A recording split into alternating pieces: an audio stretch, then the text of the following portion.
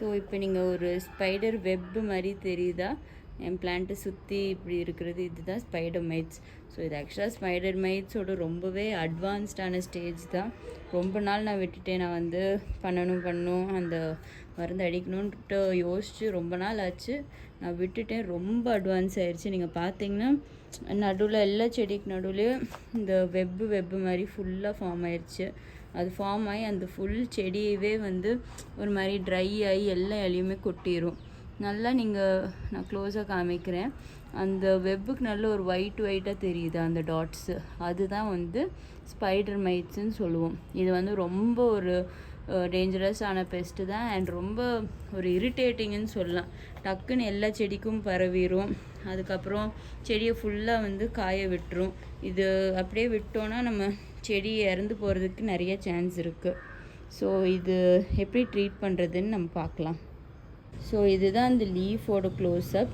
நீங்கள் பார்த்தீங்கன்னா பின்னாடி வந்து ஒரு ஒயிட் டாட்ஸ், ஒரு பிளாக்கிஷாக டாட்ஸு அந்த மாதிரி இருக்கும். லீஃப் வந்து முன்னாடி கொஞ்சம் இந்த மாதிரி எண்ட்ஸ் எல்லாம் கருகி போகிற மாதிரி இருக்கும். ஸோ இந்த மாதிரி சைன்ஸ் எல்லாம் உங்களுக்கு ஒரு மாதிரி பழுத்து போய் கருகி போய் அந்த மாதிரி உங்கள் லீஃப் இருக்குதுன்னா நீங்கள் வந்து ஸ்பைடர் மைட்ஸ் அப்படின்ட்டு நீங்கள் செக் பண்ணி பார்த்துக்கலாம். ஸோ நம்ம ரொம்ப டேமேஜ் ஆனதெல்லாம் நான் வந்து இன்றைக்கி கட் பண்ண போகிறேன். ஜென்ரலாக வந்து இந்த அளவு கட் பண்ண வேண்டாம். ரொம்ப மைல்டு இன்ஃபெஸ்டேஷனாக அந்த லீவ்ஸை மட்டும் எடுத்து விட்டால் போதும். பட் எனக்கு வந்து ரொம்ப மேஜராக இருக்குது இன்ஃபெஸ்டேஷன். அது இந்த செடியில் ரொம்ப அதிகமாகிடுச்சு. அதனால நான் எல்லா பிரான்ச்சஸையும் நான் கட் பண்ணி தான் விட்றேன். ஏன்னா ஆல்மோஸ்ட் ஃபுல் பிளான்ட் ஃபுல்லாக வந்துருச்சு. ஸோ நான் கட் பண்ணி திருப்பி நான் வந்து ஃபுல்லாக இந்த செடியை ஃபஸ்ட்லேருந்து க்ரோ பண்ண போகிறேன். மற்ற செடியில் லைட்டாக தான் இன்ஃபெஸ்டேஷன் இருக்குது. ஸோ அந்த செடிக்கு நான் மருந்து அடித்து அண்ட் ஓல்ட் லீவ்ஸை டிஸ்கார்ட் பண்ணி நான் பண்ணிக்கிறேன். பட் இந்த பிளான்ட்டில் ரொம்ப அதிகமாக இருக்குது. ஃபுல்லாக நீங்கள் பேக் சைட் பார்த்தாலே தெரியும்.